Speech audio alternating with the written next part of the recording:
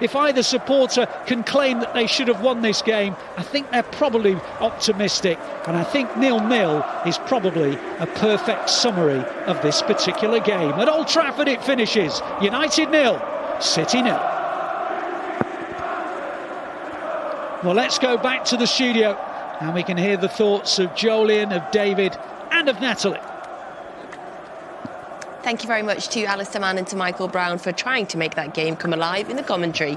Welcome back to Matchday Live. So it is full time and it is 0-0 in the Manchester derby. There's Pep chatting to Luke Shaw on the pitch there. A game that really did, like Ali said, feel like it never got going. I'm still joined by David James and by Joleon Lescott. David, what's your overall assessment of that game? Scrappy. I think it's fair to say there was a lack of quality at the moment that we needed quality. However, you were very nervous before the show that we might lose, and we didn't lose. So there was no need for you to be nervous. Is that the positive you found out of this? I did say to Joleon watching that first half that sometimes you play these games and the opposition don't play well. It makes you not play well, weirdly. You want them to be up for it and it kind of gets you on your edge. And what we saw in the first half was a lot of misplaced passes by Manchester United. The flow of the game kept breaking down. Even if you don't want them to beat you, you still want them to sort of put something forward. So it was, it's a good point in the end in a very difficult game. You can see Pep there, is he consoling his players there, Joleon, like arm round the shoulders? Yeah, I think he's just critiquing them. The moments, it's probably fresh in his memory now, so he sees that's an optimal time to give advice. As I said, we've seen him do this, win, lose and draw, so this isn't just due to the result. We've seen him do this when we've won 5-6-0, so we can't get carried away with what this means. Let's head back over now to pitch side to FG and Michael Brown. Yeah, full time from Old Trafford, goalless, but you can hear the City fans showing their appreciation for a group of players who give it everything they've got every week, and there was no change from that today. Yeah, there wasn't. It was a tough game. We didn't really get in our rhythm as we would normally expect to create so much. We had to hang in a little bit towards the end in certain moments. We controlled the possession. We dominated most of the ball, that's for certain. But the one thing maybe was more chances. But it takes everything in a derby game, something different to win it. You know, they certainly give everything, these players, and rightly so. That's what they do every single week. How nice is it to see members of our academy as well who know exactly what it's like to grow up and support this club, to show their appreciation to the fans on Derby Day. Yeah, for certain. Rico Lewis, Nico O'Reilly as well, wonderful opportunity for him. And a Kevin De Bruyne one just doesn't go away because he will miss these moments coming across here as he comes to the front, his last Manchester derby. It's an iconic moment, FG, of somebody who's absolutely bossed this type of game. Look at that there, amazing moment. An amazing moment indeed, but also an amazing show of appreciation for this group of players, because it's been a tough season, but one thing we get all the time is them giving it everything. As we see Ilkay Gundogan giving somebody his shirt who's asked for his shirt with a sign. But I mean, look, it's been a difficult season for different ways, but we're still fighting, and that's the good thing. We're still with a chance of winning the FA Cup, the fairy tale ending for Kevin De Bruyne. Yeah, for sure, FA Cup semi-final, that's what we're looking to, and we need to just cement that place in that Champions League. We've always said top four, looks very much now it will be a top five, and for obvious reasons, but it wasn't to be today to win. But the supporters still say, as you can hear them, the support, the manager, what this club have delivered for these fans, FG. It's been an incredible few years, and you know, we don't forget that, do we? Yeah. Yes, there's disappointment. If we'd have won, it would have been sensational, but we didn't. You know, we found a way not to lose the game, and we did quite well overall. Yeah, honours evening here on Derby Day, but I mean, a massive shout out to our supporters, as Brownie said, because they support the team through everything. They travel so much. This one's a local game, it's not too far. Next up is another game in the north, Everton away for me and you, with Crystal Palace in between as well. Brownie, thank you. As always, been a pleasure.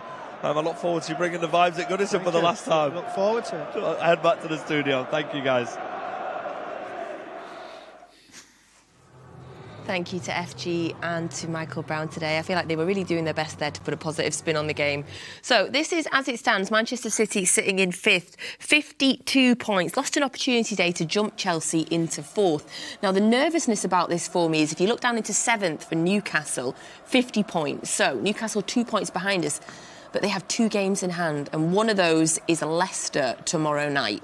So by tomorrow night, if Newcastle beat Leicester, City would be sitting in 6th, which of course will be outside the Champions League spot. So 7 games left for Manchester, or 8 games left for Manchester City, or is that 7? 8. 8 games left for Manchester City to try and cement a Champions League spot. It is tight in the middle of the park there, Joleon. I mean, even if you look down to Fulham, who had that win against Liverpool today, they're only 3 points behind us. Yeah, I thought I knew how tight it was, but now seeing that, it's crazy to recognise that we could be 6 tomorrow. And yeah, like you said, Newcastle, 2 games in hand. You just don't know what teams are going to do. It is 31. It's an error on our graphics of 7 games left. Oh, okay. To say, but even that is that. So what's that? 3 games? Would it be 3 games, or was it Newcastle? Or would it still be 2 games? 2 games, oh, still 2 games for Newcastle. Yeah. It's still in our hands, though, isn't it? We like to think if we win our games. Yeah. Yes. Hopefully. Right, let's talk for a minute about that game. Let's do our best. In terms of the second half, I was really hoping that we were going to... I said, wanted to come out and feel like it was a Manchester derby.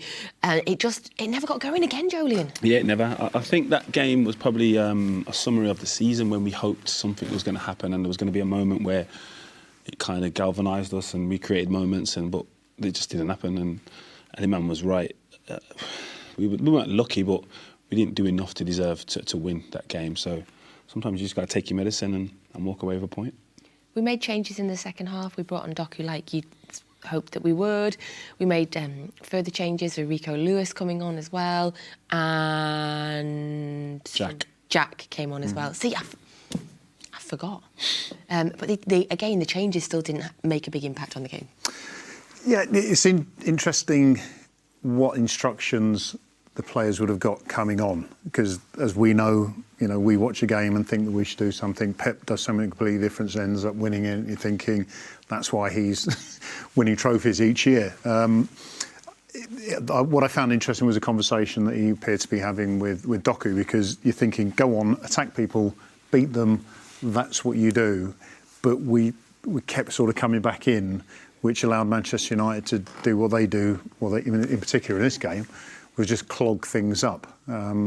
As Ali said in commentary, the best opportunity, or the best shot perhaps, was Marmoush, which was an audacious volley from the edge of the box or just outside the box. It was a wonderful effort, but it wasn't a crafted effort. It was courtesy of a ball being knocked out, deflected back out to him. But like Joleon said, sometimes it doesn't matter how much you want it to happen. You'll go in afterwards thinking, right, we might have missed 2 points here, but we could have easily have lost, and we weren't at our best, in which case you think, fine. We've kind of... Fine. Well, there's a part where you have to say, look, we got away with the situation because, irrespective of how United missed those chances in the first half, they had the clearer chances and made the wrong options, fortunately. On another day, they make the right options and you end up losing the game, and then you've not only not put in your best performance, but you've come away with nothing. At least the other half of the city cannot brag about anything. Well, we've not beaten them we beat them in the Community Shield. We got that. We got that. Emotional moment for Kev at the end there. The fans were singing his name as he had his moment, his last Manchester derby. What did you make of him overall? Again, quiet. I don't think anyone performed to the level, barring probably Ruben and Guardiola. They performed to a level that we've seen them do, and defensively were sound. But yeah, offensively, again, when Kev doesn't play with Haaland, I don't think there's enough players for him to play to his strengths. Like, we know Kev wants to pass the ball forward. We know he wants to create opportunities out of nothing, and I just don't feel there was enough penetrating runs forward off the ball for him to recognise that. So what would you like to see? I mean, what can you take from that game? Anything you can take from that game that will give us heart for the last 7 Premier League games, David, knowing, we've got to get a run of wins together to get into that top 4 or 5?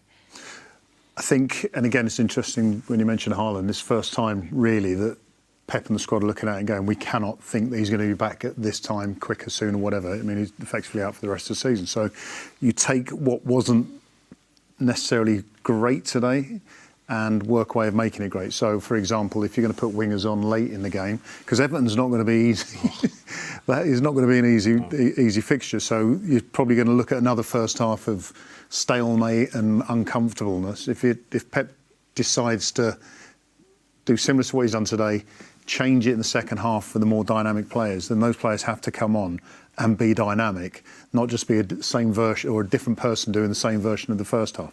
Savinho, who obviously didn't feature today, someone like him, I think that was made for him just to pick balls up, run and beat people. I'm saying that in an ideal world. Possibly it might not have happened, but going forward, Savinho, Doku, Jack, bit more game time, bit more effect and a bit more sort of goal-creating opportunities. And so that will happen. Our next opportunity, our next Premier League game is on Saturday against Crystal Palace. That is a 12:30 p.m. kickoff UK time. So Matchday Live will be with you from 11 a.m. And that is Kel will be with you, as well as Paul Dickoff and Mark Kennedy for the very first time. So you can join Kel on Matchday Live on Saturday morning. Of course, Crystal Palace in a good run of form themselves at the moment, Joleon. Obviously, FA Cup semi-finalists, looking strong in the league. It's going to be a tough game. Yeah, of course, confidence-wise, but they're missing two players. So Mateta can feature from the start because Eddie's out, and Mark Gay, who I think is arguably their most comfortable defender. Oh, from the red cards yesterday. Yeah, so he's out. So hopefully that has an impact on the game and we can win the game. I didn't think that when I was watching and they got the two yellows. Yes, so that does go in our favour. Hopefully. Okay. But of course, Mateta is back from the horrific injury he got in the FA Cup, and he's got a great goal yesterday. And he's had an incredible season, David. He has, yeah. Not one I've put in my fantasy team, unfortunately. But I've had him for ages. yeah. I mean, they, as you say, they're performing at a level which is much, higher than you would expect from a Crystal Palace side. Throughout the course of their Premier League, they've had a few little peaks, but they look steady, organised. And it's a weird thing to say at this stage of the season for Man City, but you're hoping that their focus is somewhere else for their players, because obviously in the league they're not going to qualify for anything, are they? So, and sending off, so be a good day. Yeah, I'm a little bit nervous because they've got so much good attacking threat all over the pitch. Like Munoz has been a real attacking threat this season. Sarr and Eze both have as well, and then we mentioned Mateta up top as well. I think it's going to be a game on Saturday, Joleon, where we're going to have to be switched on really from for the full 90 minutes. Oh, 100%, because they're players that can create moments, individual moments, which is what you don't want to face. Like, you're aware that teams can play and can create sustained pressure, but they can just go, give it to Eze, give it to Sarr, run past 3-4 players, and all of a sudden you're open up. So, yeah, definitely have to concentrate defensively. But I thought we did that today. I know United had arguably better chances, but I didn't feel threatened. But it'll be different test come Palace. And again, we say it again, David, important that we get back onto winning ways and we start the last 7 games of the Premier League and get some momentum going into the end of the season. Yeah, and as I say, there are moments like today where performances will not be at the top. I mean, this would be a very different conversation if they had been fantastic and drawn 0-0 or whatever. You'd be looking at it as points dropped, if you like. But I think in the context of qualification for the for the Champions League, this point will probably prove vital, as opposed to it's just being 2 points dropped and unachievable. But yeah, they have to be winning games now. I mean, that's the one thing with drawing. You obviously need to start winning, and Crystal Palace will be a good opportunity. But even with United, I mean, they're not a team that draw many games. They can beat teams, even if they're having a rough season. So, good point. Yeah, I'm really keen for us to get momentum going into the rest of the month, because when you look at the fixture list, it's looking tricky. So we have next Saturday, as we say, Crystal Palace, 12:30 p.m. kickoff in the Premier League Saturday. That's UK time, of course. Then the following Saturday, Joleon, one for you, a Joleon Lescott derby. We go to Everton, 3 p.m. Saturday the 19th. Of course, that'll be the last time we play Goodison. I know it was a difficult place to go, whatever. state of consistency there, and it's always difficult. So, yeah. So important 3 games coming up now. There needs to be some element, and again, I think we're waiting for us to have strong 90 minutes. I think we just need to create 45 to hour possession and sustain and be efficient, because at the minute we're trying to recreate the consistency we've had in previous seasons, and whether we like to admit it or not, it's not going to happen, is it? So we need to take positives out of having strong 30 minutes, strong 40 minutes, and just making sure we're super efficient. How are you feeling about the end of Goodison? Oh yeah, emotional. I'm going to go down there to the last game. Yeah, it was obviously made my Premier League debut there, so some great memories. But yeah, I think to evolve as a club, you need to create new positives, and the fans are really excited about the stadium. So hopefully it's a good omen for them and the transition into that, because again, I don't think many fans like to go to Goodison. So all of a sudden you go into the new stadium and it's brand new and it's nice, and it may not be as hostile. Is your Premier League debut your favourite Goodison memory? No. We played Liverpool and we beat them 3-0. So that was my first derby for Everton. That was a good one. So I had some good memories there in Europe as well. But yeah, Premier League debuts is a huge moment. Have you got any good memories from Goodison? Yeah, I broke my nose there. You did? Yeah. How? The late Kevin Campbell decided to foul me. It was offside as well. Well, it wasn't. Yeah, broke my nose. Had to play for England on the weekend as well, so I couldn't fix my nose. That's why I love Everton. Fond memories. So that'll be a difficult game. And then we have Villa on Tuesday the 22nd. That's the rearranged game because of the FA Cup semi-final. Of course, Villa are very close to us in the table as well. So right below us, in fact, Villa currently sitting 6th. So they are 1 point behind us. So that's another big game before we go into the FA Cup semi. No, that's not really. I've played for Villa, but it's not the same. It's not the same as Everton or Wolves. The Wolves one's a bit. Yeah, it is. It's my derby as well. Oh, yes, OK. I think we're doing the game together. Yeah. Hopefully I'm better then. OK. Yeah. Good. I think hope so. When people talk about momentum, it's almost like you win 3 games and the momentum will carry you into the 4th. And City, I think, have the record, don't they, for consecutive wins, 20-odd, 24 wins. It's confidence, and I think that's what is needed. And the one thing I think the City team will draw on as a positive is defensively. A couple of clean sheets in a row. That should give them confidence. I mean, it was interesting to talk about Onana. That's 9th clean sheet for United this season. But I think it's City's 9th as well. So, good defence, 1 goal, 1-0, 3 games in a row, happy days.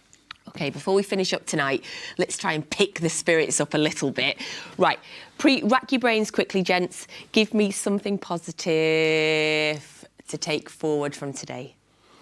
No injuries, always a positive. And again, it's hard to take a lot of positives, but like JMO said, clean sheets. Defenders are positive and get confidence from keeping clean sheets. So let's look at that. We're able to rely on the defensive side of our game to not lose, rather than just think we have to rely on Kevin and Jack and the forward lads. Mine was not from today's game because he didn't feature, but from the Leicester game, Oscar Bob. OK, hopefully he's back in the squad. Absolutely. In the next couple of weeks, and yes. Game changer. OK, I love that. Thank you very much. If you really, really want to, or perhaps you have insomnia, you can watch the full highlights of this game from midnight on City Plus. And of course, that might help you get to sleep. Thank you very much, Joleon, for being here with us today. Thank you very much, JMO, as always.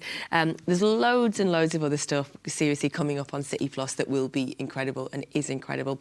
Full range of amazing documentaries. And, of course, you get the Under-18s game, the EDS games on there as well. So we will see you bright and early next Saturday from 11:10. Don't forget, lunchtime kickoff here in the UK. And in the meantime, here's a little bit of a preview of what else is coming up on City Plus for you this month. How do you feel? Pleased to be back on? Yeah, it's nice. I had a good time last time, so I hope it will be the same this time as well. It feels like I've been here for longer, which Yeah, I think it's a good sign. And everyone has made me feel very welcome from the first day. Oh, now Miedema's pounce on a mistake. On he goes to Jesper. Jesper makes it 2-0. City's 19th corner whipped in. O'Reilly's on the far. Nico O'Reilly.